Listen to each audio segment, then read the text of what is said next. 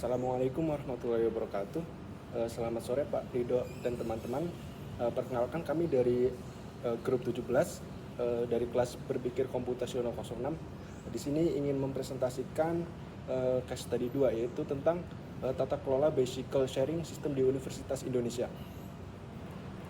Untuk regu kami ada 4 orang. Yang pertama ada Ferdana Dia Sulistyo, kedua ada Anindya Putri Devana, ketiga ada saya sendiri, Iza Fitransyah, keempat ada Dimas Raffi Nugroho. Terus untuk studi kasus kedua yaitu tentang tata kelola bicycle sharing system di Universitas Indonesia.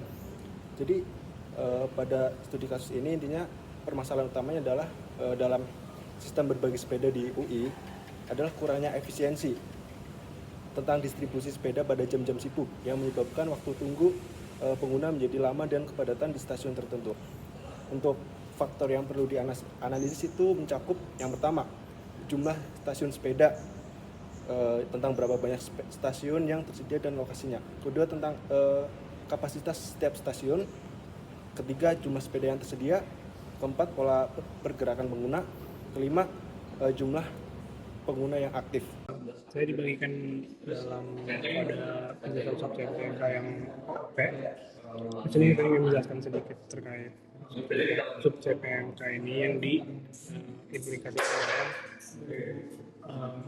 study case dulu. Oke, pertama di sini kelas itu reverse capitalization yang dimana atribut yang dipakai itu faculty dan as a self name, self capacity, self bike available dan self bike borrowing. Lalu kedua itu self digunakan sebagai reference object ya. Itu ada self bike borrow atau yang dipinjam, itu peminjaman sepeda yang dimulai dari nol. Lanjut ada peminjaman sepeda. Jadi kondisi di sini menjelaskan jumlah sepeda yang dipinjam itu tidak lebih dari sama dengan sepeda yang tersedia. Lalu juga menambahkan jumlah sepeda yang dipinjam untuk pelajaran atau sepeda yang sedang dipinjam. Lalu ada pengembalian sepeda. Jadi kondisi di sini itu menjelaskan sepeda yang dikembalikan itu tidak lebih besar dengan jumlah sepeda yang dipinjam dan sepeda yang tersedia itu di jumlah sepeda yang dikembalikan tidak melebihi kapasiti. Lalu ada untuk penambahan sepeda yang dimana sepeda yang available itu ditambah sepeda yang ditambahkan ke dalam suatu stasiun itu dalam lebih kapasiti yang ada di stasiun tersebut. Lalu juga self bike atau sepeda yang available yang tersedia dalam suatu stasiun itu jumlahnya sama dengan bikes yang jumlahnya itu sama dengan yang bikes yang mau ditambahkan. Lalu setelah itu kita ada status yang dimana status tersebut itu nanti akan menampilkan fakultas dan juga sepeda yang tersedia di perbandingannya dengan kapasitas yang ada di stasiun tersebut. Lalu juga ada peminjaman sepeda. Oke, lanjut ke bagian yang function. Di sini function itu ada yang penambahan yang tugasnya untuk buat nambahin sepeda ke salah satu stasiun. Jadi terdapat 2 cangkupan. Pertama, parameter station dictionary yang berisi semua stasiun sepeda dalam sistem, lalu nama stasiun sebagai key dan objek kelas stasiun sebagai value. Lalu baris kedua itu menggunakan fungsi input untuk meminta pengguna memasukkan nama stasiun yang ingin ditambahkan. Untuk fungsi di kode yang saya buat yaitu fungsi show_menu. Di sini untuk menampilkan daftar menu utama kepada pengguna, meminta mereka memilih opsi dari 1 hingga 5 dan mengembalikan pilihan tersebut sebagai output. Terus untuk baris yang pertama yaitu fungsi def show_menu untuk mendefinisikan fungsi bernama show menu. Terus untuk yang baris kedua yaitu print, di sini untuk mencetak header menu untuk memberitahu pengguna bahwa ini adalah bagian utama dari program. Terus selanjutnya baris ketiga hingga baris ketujuh untuk menampilkan daftar opsi yang tersedia dalam menu. Setiap opsi diberi nomor untuk mempermudah pengguna memilihnya.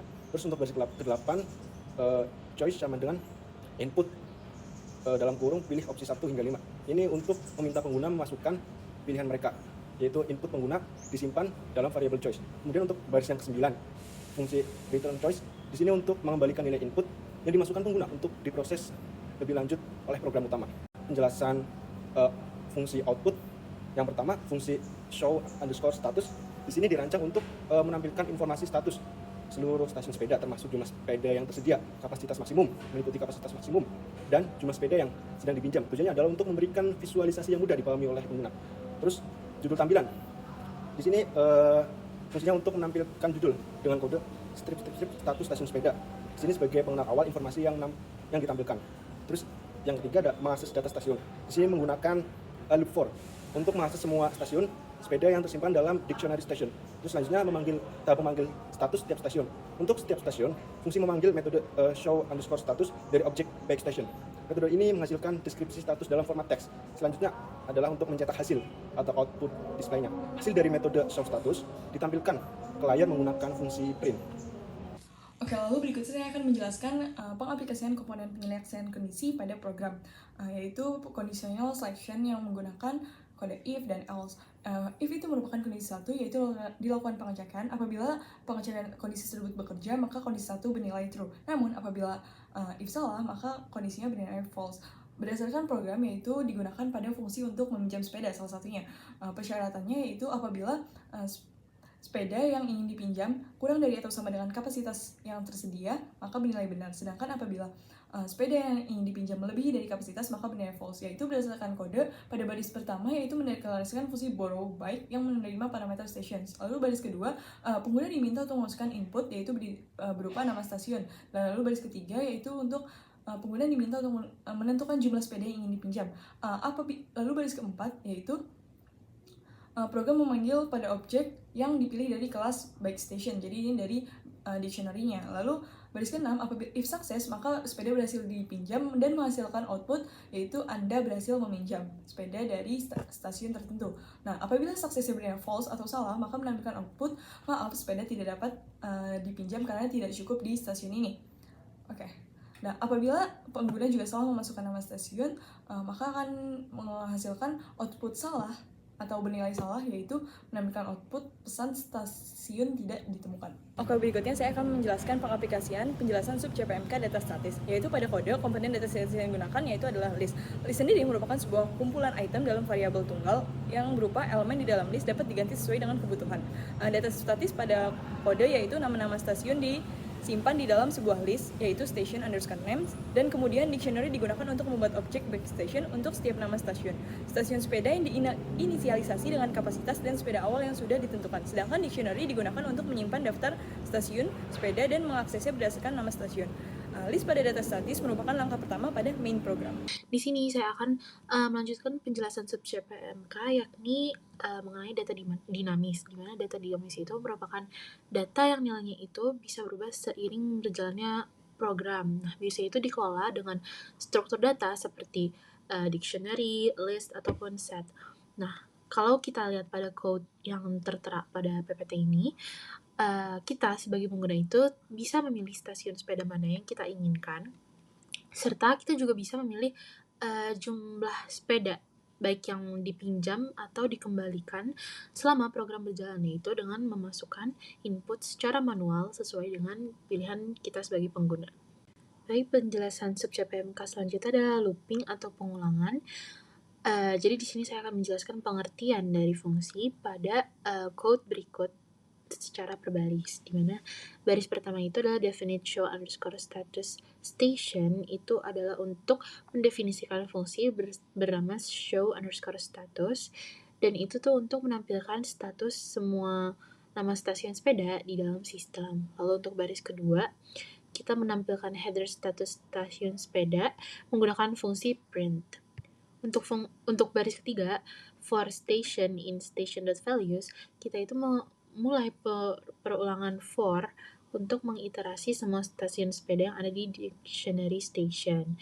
Dan station.values itu digunakan untuk mengembalikan semua nilai dalam dictionary, yaitu objek back station untuk setiap stasiunnya. Nah, kenapa sih kita menggunakan looping atau perulangan ini? Itu adalah untuk melakukan iterasi terhadap semua stasiun, di mana di dalam perulangan setiap stasiun atau objek back station itu diproses untuk menampilkan statusnya.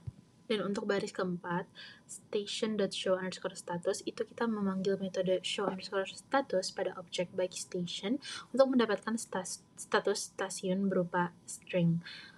Fungsi dari print itu yaitu untuk menampilkan status stasiun ke layar untuk setiap iterasi. Oke, berikutnya saya akan mencoba menjalankan program atau mengeksekut program ini.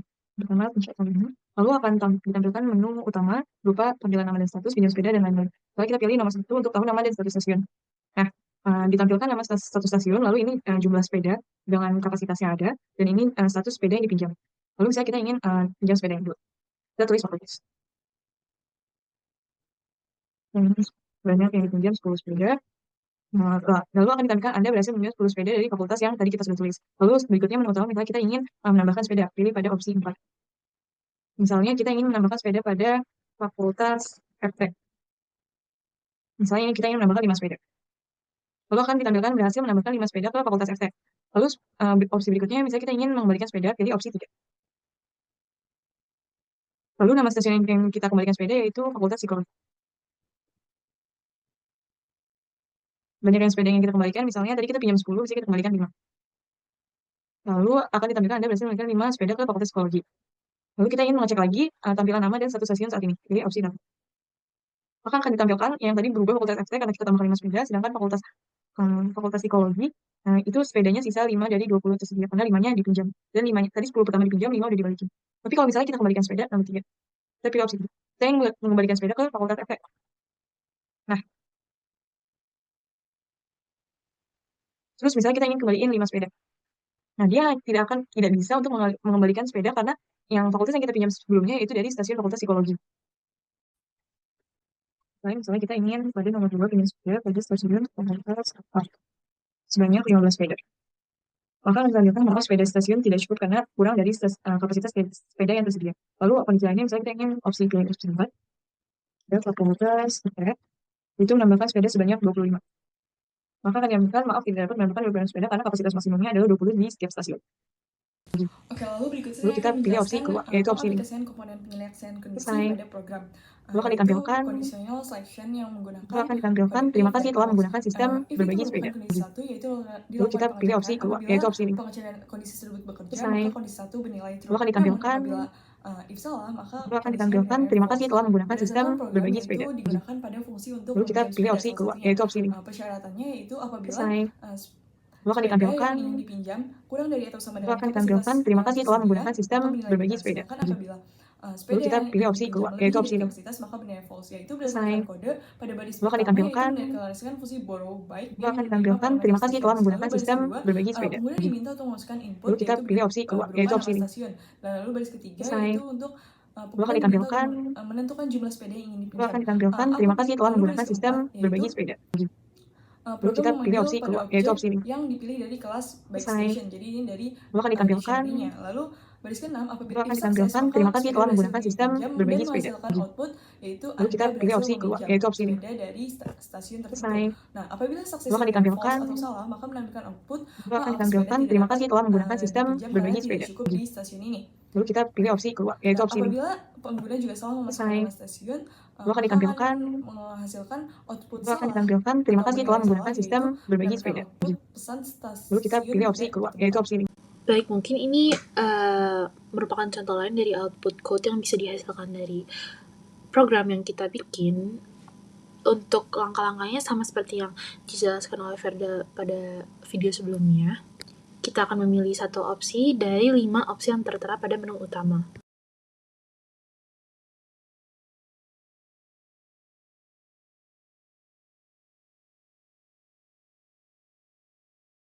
Berikut merupakan link Google Colab yang dapat diakses dari PPT ini. Dan terima kasih sudah mendengarkan presentasi kami.